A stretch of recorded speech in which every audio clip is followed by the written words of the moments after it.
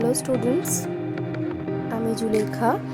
আজকে আমি তোমাদের ক্লাস 10-এর ইংলিশের টেক্সচুয়াল গ্রামারগুলো নিয়ে আলোচনা করব। প্রথম দুটো চ্যাপ্টারের গ্রামার নিয়ে আলোচনা করব, কারণ ওগুলো অল্পই দেওয়া আছে। দেখো, ফার্স্ট চ্যাপ্টার যেটা আছে ফাদার সেলফ, তার এক্সারসাইজ আছে, গ্রামারের এক্সারসাইজগুলো পেজ নাম্বার 10-এ। So look at page number 10. Question number 10. Choose the correct alternative to complete the following sentences. Reena takes took the bus to school every day. আচ্ছা, এখানে সঠিক উত্তরটাকে টিক করতে হবে, খুঁজে বের করতে হবে।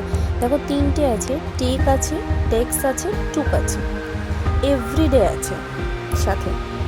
তাহলে আমরা জানি এভরিডে মানে রেগুলার অ্যাক্টিভিটি, মানে যেটা আমরা রোজ করে থাকি। আর যখন রেগুলার অ্যাক্টিভিটি হয় তখন ভার্বের ফার্স্ট ফর্ম বসে, প্রেজেন্ট টেন্সে হয়। তাহলে এখানে ভার্বের ফার্স্ট ফর্মটি দুটো আছে, একটা আছে টেক, অন্য অপশনটা আছে text.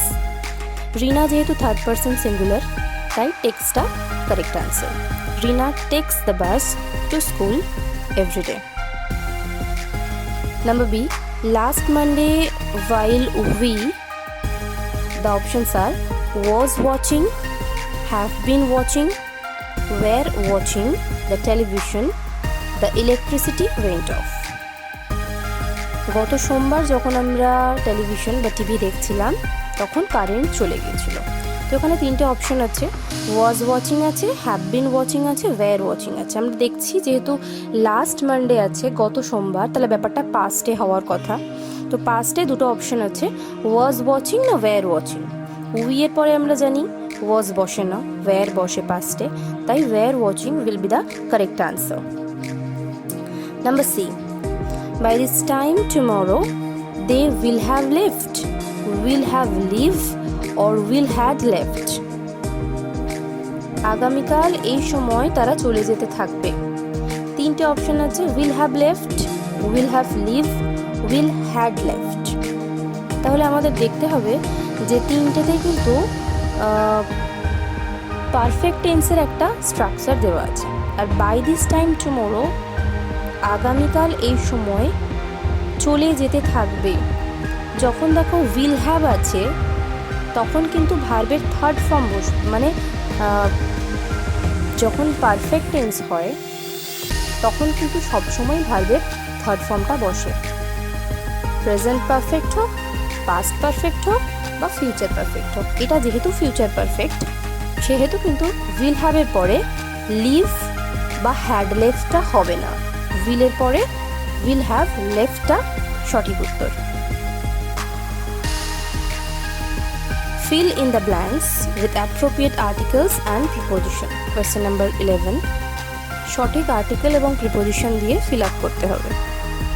Arifa, the younger dash the two girls, has cracked IIT, while dash older one is dash engineer dash a multinational company.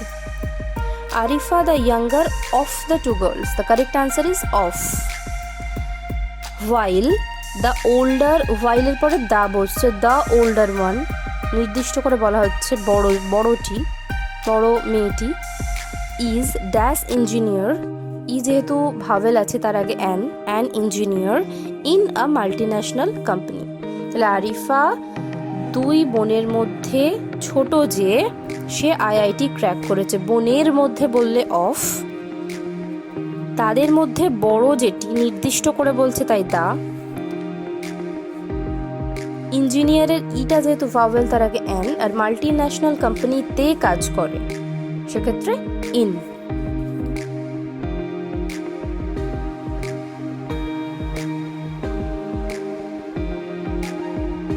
Okay, open your next chapter fable. ফেবলের গ্রামার আছে, দেখো page number 15, grammar in use. Number 4, replace the underlined words with suitable phrasal verbs from the list given below. Change the verb form of the verbs where necessary. There is one extra phrasal verb in the list. Phrasal verb বা group verb দিয়ে যে underline ওয়ার্ডগুলো আছে সেগুলোকে change করতে হবে। List দেওয়া আছে, একটা এক্সট্রা আছে, সেটা বাদ যাবে। দেখা যাক। Rabi met his friend in the park. Met underline করা আছে। Tanushree cannot tolerate cruel behaviour to animals. টলারেটকে আন্ডারলাইন করা আছে। His proposal was rejected. রিজেক্টেডকে আন্ডারলাইন করা আছে। এবার লিস্ট দেওয়া আছে, turn down, come over, put up with, come across. তাহলে এর মধ্যে মেট মানে হচ্ছে সাক্ষাৎ করা, লিস্টের মধ্যে কাম অ্যাক্রস মানে হচ্ছে সাক্ষাৎ করা, মেট। তাহলে correct answer will be come across. কামটা চেঞ্জ হবে, হয়ে হবে কেম, যেহেতু এখানে পাস্টে দেওয়া আছে, মিটটা মেট করা আছে, তাই came across. Tanushree cannot tolerate. Tolerate মানে হচ্ছে সহ্য করা। টলারেটের গ্রুপ ভার্ব বা ফ্রেজাল ভার্ব হবে put up with. Put up with মানেও সহ্য করা, টলারেট। এখানেও ফার্স্ট ফর্ম আছে, তাই পুটের ফার্স্ট ফর্ম জানি আমরা পুটি হয়, সেকেন্ড ফর্মও তাই, থার্ড ফর্মও তাই, পুটটা পুটি বসে যাবে, put up with. His proposal was rejected. Rejected মানে হচ্ছে টার্ন ডাউন, বাতিল হওয়া। সো রিজেক্টেড যেহেতু করা আছে, ইডি অ্যাড করা আছে, টার্নটা হয়ে যাবে টার্নড ডাউন, ইডি অ্যাড হবে। Number 5, change the voice of the following sentences. Voice change করতে দেওয়া আছে, 3টে সেন্টেন্স আছে। লক দ্য ডোর, দরজাটা তালা বন্ধ করো। এই সেন্টেন্সটা আমরা দেখেই বুঝতে পারছি এটা ইম্পারেটিভ সেন্টেন্স, অর্ডার করা আছে এখানে। আর ইম্পারেটিভ সেন্টেন্স হলে লেট দিয়ে করতে হয়। লেটের নিয়মটা একবার বলে দিই, let plus object plus be plus ভার্বের third form. So let the door be locked. Number B, Ashim knows the solution to this problem. Ashim জানে সমস্যার সমাধানটি। আপাতভাবে মনে হচ্ছে দ্য সলিউশনটা অবজেক্ট, কিন্তু না, দ্য সলিউশন থেকে প্রবলেম পর্যন্ত, the solution to this problem পুরোটাই অবজেক্ট। কেন? কারণ নো ভার্বকে প্রশ্ন করলে হোয়াট আর হোম দিয়ে আমরা অবজেক্ট পাবো। করে দেখি, Ashim knows what the solution to this problem. সমস্যার সমাধানটা জানে, তাহলে পুরোটাই কিন্তু object, the solution to this problem.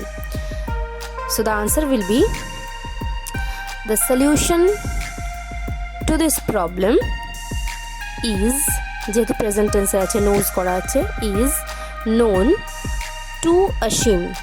বাইয়ের পরিবর্তে টু কেন বসলো? কারণ আমরা জানি নো ভার্ব থাকলে, KNOW নো, নো ভার্ব থাকলে তারপরে বাই আর বসে না, টু বসে। So the answer is the solution to this problem is known to অসীম।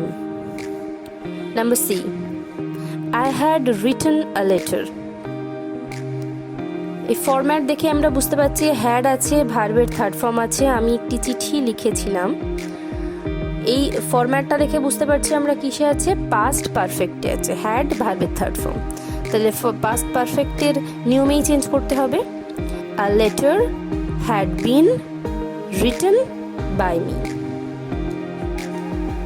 আশা করি তোমরা বুঝতে পেরেছো। যদি কোথাও অসুবিধা হয়ে থাকে কমেন্ট করে জানিও, আর আমার নেক্সট ভিডিওর জন্য ওয়েট করো। Thank you.